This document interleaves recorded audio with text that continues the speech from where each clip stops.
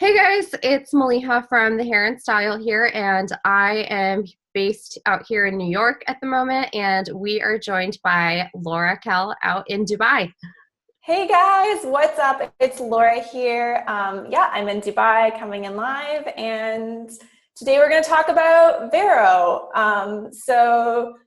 Just a bit about me. I'm the editorial assistant at Independent Fashion Bloggers. We are one of the oldest platforms on the internet for fashion bloggers to help them monetize their blogs, and I also write freelance about all things social media and influencer marketing.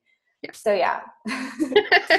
Yep. And so I actually met Laura back in London when I was there for Condé Nast, and we did an amazing, she put together this amazing IFB meet and greet for the rest of the London bloggers, and we had a bunch of fun. So I thought, why not get her in on this meeting and talk about Vero, because she's kind of the one who has more insider information when it comes to platforms for social media. Yeah, exactly. No, thanks. That's really kind of you. It's kind of funny because I just randomly came across this app literally a week ago, and I feel like in the span of a week, things have, I don't want to say blown up, but there's just been gone from a little chatter in some Facebook groups that I'm in to all of a sudden everyone's needs to download this app, and we have influencers out in Dubai who don't even know what to do with this app, and they're downloading it. I think it's pretty crazy, but I think the biggest thing, and I think Malia, you'll agree with me on this, but there's no algorithm, there's no advertisements.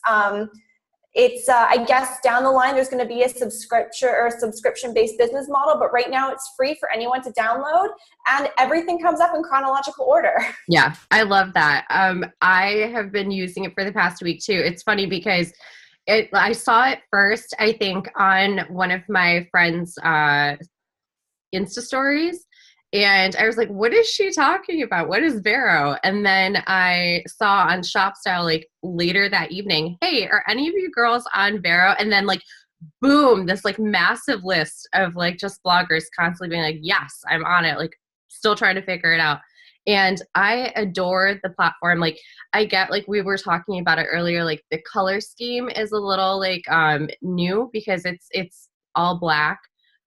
Most people are used to the very clean white background, very Instagram heavy kind of idea. And even Pinterest, it's that white background too. But I was playing around with the fact that, because I love when we do blog posts, we even do hashtag get to listening, weekend playlists. So I used to get so bummed out with Instagram where you just would have to screenshot the image of the album cover to post what you're listening to. On Vero, you're able to post music, what you're listening to at the moment, and they can listen to it. Anyone who's following you, either your friends or followers, can listen to that song right then and there. So I was listening to Beck this weekend, and so I was playing that earlier too. It's so fun, and the fact that it's chronological was a big issue on Instagram. That was why people had kind of shifted and were irritated. So it's going back to that, and I love that. Yeah, I mean, I think influencers of all levels, from micro to mega, have been really frustrated with the algorithm. And as we know, Instagram is owned by Facebook, and Facebook Newsfeed now has its own algorithm. So it seems that, Facebook and its sort of platforms that it has are almost gearing, they're answering to their advertisers. So the great thing about Vero is obviously we're taking away some of that. We're not taking away power, but we're sort of using an app that isn't answering to, I guess, the big guy. So I love the interface overall. It reminds me a lot of Jay-Z's Tidal app from a couple years ago. So it's very clean. And I think it's great because as well, like you said, with the music, you can post, what you're listening to. There's a lot of artists are on it, I've noticed. I think Rita Ora and a couple other ones are on there. And, I think it's great because so many, bloggers and influencers and creators often share what they're reading, again, music, everything, movies and TV. So it's quite a versatile app. And I like the whole, I know when you go to follow somebody, you can also kind of connect with them, which I feel is a very similar feature that LinkedIn has as well. So it's almost taking the best of all of the apps out there and put it into one app. There's filters. Great thing with hashtags. You don't have to be super specific. You don't have to be, you can hashtag fashion blogger, and because there aren't that many people in the app, your post might come up. fashion blogger or, Cleveland fashion blogger or Miami fashion blogger and get a lot more specific when it comes to, I guess, strategically using tags. So it's great because it's not saturated. It's cool, it's different. But it's funny because a lot of the bigger influencers I've noticed have not necessarily been taking to it. They haven't said such positive things. I mean, I don't know what your thoughts are on that, Maliha. I mean, people have been kind of, I don't want to say negative about it, but just kind of like, what's up with this? I think when it gets to the point where you're a bigger blogger, a bigger influencer, I think it's exhausting being on this app, and then having to be like, oh, now I have to develop that following again on here. Even if you have the assistants or anything like that, it's just another platform to manage. And I think I get it in that sense, but they already have like tried and true formulas that they have with Facebook and especially with Instagram and now with Snapchat with certain brands that they're working with. Whereas for the micro influencer, like it's still a growing market for them. And so Vero is a great opportunity to be able to then highlight themselves and kind of stand out in the crowd. So I think that's kind of part of it. And then also, I know that there was controversy about the CEO. So the creative director and let me see. I know his name. It's just I'm blanking on it the second I want to say it.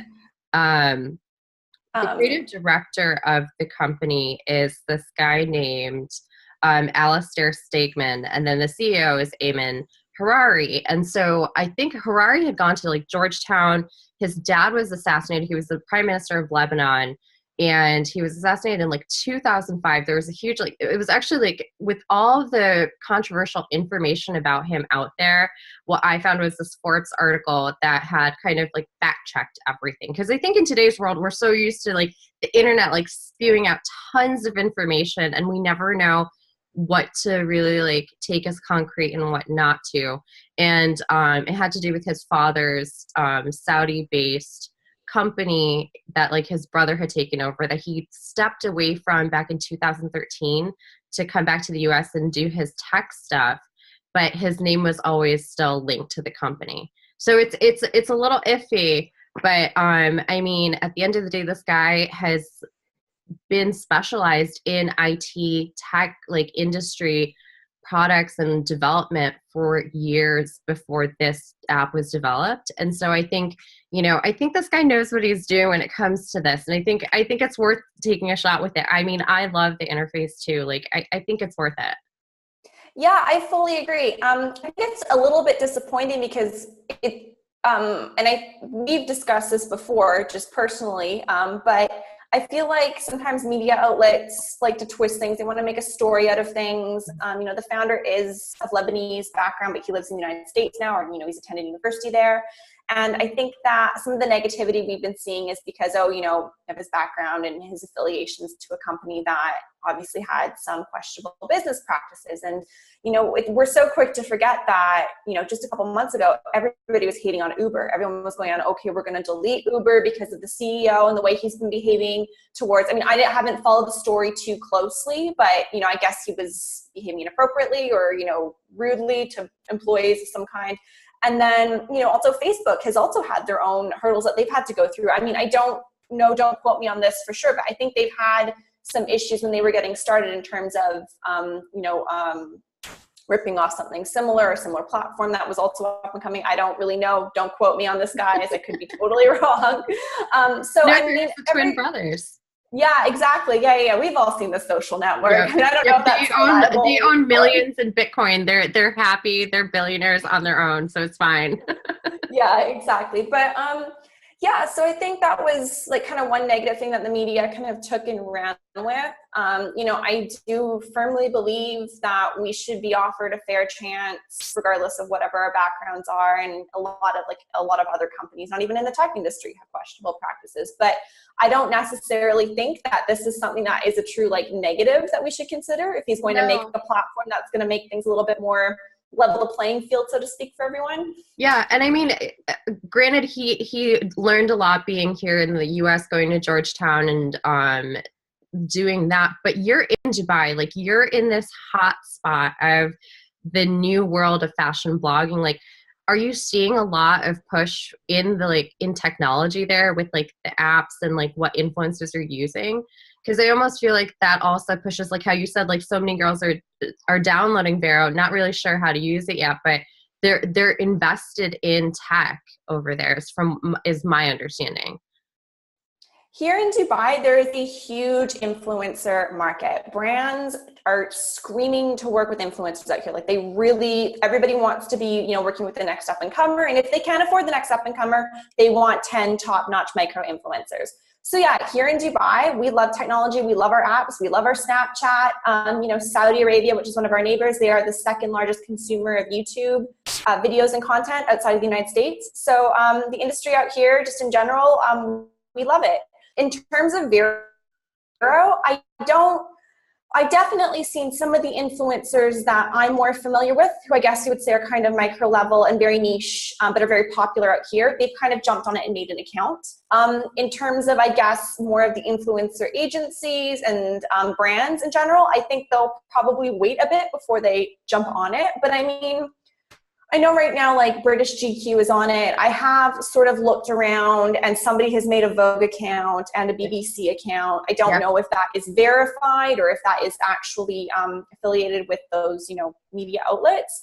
But I think media in general will jump on it. I think it's almost like just give it a couple likes, like some time, and brands will be on the app as well. Yeah. The only thing I can see that's kind of a big, I don't want to say con, but I guess a drawback for an influencer that might want to start using the app or brand is if somebody relies heavily on like the page format or stories features type thing that we see in Snapchat and Instagram. Because right now, from what I can tell, Vero doesn't have anything like that going on with it. No, I think it's very much like as you post, it's set up like that. So there's like, I mean, there's a way that you can see. I'll end up screen grabbing off my phone to show, but like there's a way that you can literally just see music posts or just see photo posts, but like it's not like you can just do that with your gallery where you can just display that. So somebody who is like a specifically photo based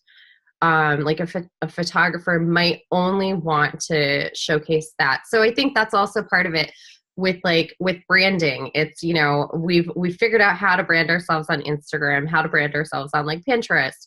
And now it's about, figuring out how do you brand yourself on Vero? Like what's the best way to do it? Do you focus on the personal life still? Or do you go into where you still want to try and do that curated look that Instagram had? So it's figuring out, what is this platform offering you? Because I think it gives you an opportunity to interact more with the audience. The only negative, and I know we talked about it before, was you don't get to do it in live time. Yeah.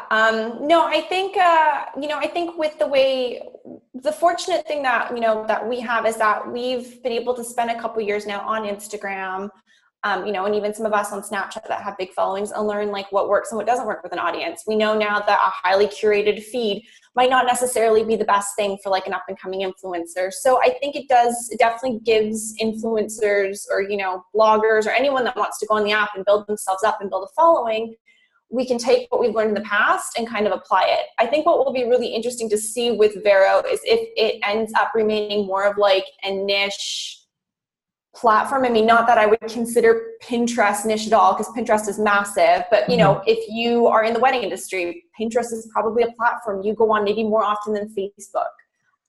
So I think it'll be interesting to see if Vero kind of remains on that level, or if it actually does shake everything up and give Facebook really a run for its money. Yeah, it'll definitely be interesting to see that. I'll be curious to see if, like we talked about, if they end up like adapting a more nuanced way with like being able to do like how we have Insta stories and how with Snapchat where you get that live time part to it. If that's something they'll like engage in afterward. But right now, it's what it was developed in 2015. Suddenly it just like shot up overnight, and it's on like the 150 best apps list on Apple, or on iTunes, which they were surprised by. And they're still working out the glitches, which actually I know, like for the first 1 million, it was supposed to be free. And then everybody else, for the rest of their lives, it's like a couple cups of coffee. They were good enough with everything that's happened with how their servers have been crashing, because people have just swarmed to this. They've gone over 3 million subscribers already. And so they're honoring for all of those people until they can like get rid of all of the glitches. As like a tech company, they're honoring the lifetime like free, what is it? Free enrollment, I guess is what it would be called. Yeah, With free membership. Yeah. Yeah. Yeah, I think it's great that they're doing that. I mean, I think that they're like, let's get real here. There have been a lot of glitches with the app. It is very much in beta mode. I'll say like right now, maybe 50% of the time I can't even open it. Yes, but for a while there, it was quite tricky to kind of get the app open to actually kind of start looking through, like, you know, who's following me back and this and that. So, but I mean, those things can all be resolved. It's a, you know, like we all forgot that like Snapchat, when it came out, it was an awful app. Like I deleted it off my phone back in 2013 because it was annoying me, and it's still around today. And, even it's not, I know, because I have an Android and I use Android, it's even not the greatest app for that, but we still have people on it. People are still using it. And it's still, you know, one of the biggest apps, at least for, you know, us out here in the Middle East. It's hugely popular. So I think like give Vero some time. I know that there was a comedian that mentioned it or did a shout out to it or something on Twitter, like back in like December or whatever. I think what might have happened that would have sort of gotten more like, I guess, steam or more popularity is I think they did some sort of collaboration with the Brit Awards and brought on a few, celebrities. Like I said, like Rita Ora's on it, but I think that there must be some kind of a deal going on or sponsorship behind there. So I think now that they're kind of bringing on more people onto it and bigger names are gravitating towards it, that's kind of, you know, why it's becoming more popular. But yeah, I don't know. I kind of just, go on. Yeah, I think one, it's a likable app once they're able to get rid of the glitches, but two, once you have influencers on it, it gives that credibility to the company, right? Like that's part of it. So yeah, it'll be interesting to see the future of it, but I love it so far, and I'm curious to see what other people put out there. Now you have your handle on there. I have to double check mine. I think I had gone and I downloaded and I like put it under my name, and then I think we switched it to the Heron style. Okay.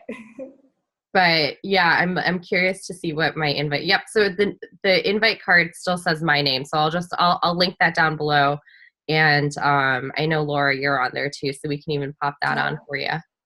Yeah, perfect. So I'm under Laura Andrea Cal, but I'll send a link to you and you can add it down below. And yeah, I guess like the Forbes article too, probably. Yeah, I think that was honestly a good read. It was definitely like, it was an eye opener for anyone because even after, what is it? After the State of the Unions, there's always that fact check that happens. It was almost like everyone had to go through with a fine tooth comb and say, what do we take from this that is actually like relevant to us as users of an app, because we are trying to be socially conscious, but at the same time, we want to make sure that we're getting the right information. So we'll link that below too. And so, yeah, but thanks so much for taking the time to do this with us. I know you had a long day at work, so I appreciate you still, suffering through this, but I love you for it. All good. Anytime.